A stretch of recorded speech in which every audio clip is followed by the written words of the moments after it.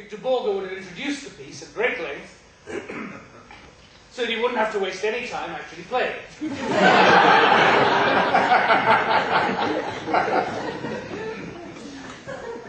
And I think he would have introduced it something like this.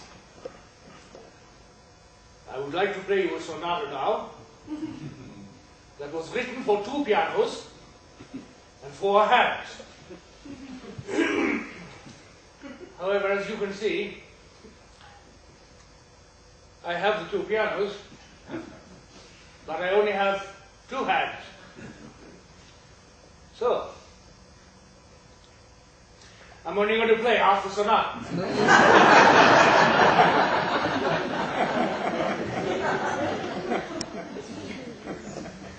Please applaud anyway, in case the half I play is the half you like.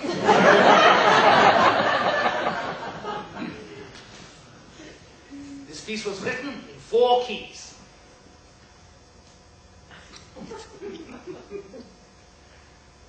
The composer was living in Florida at the time.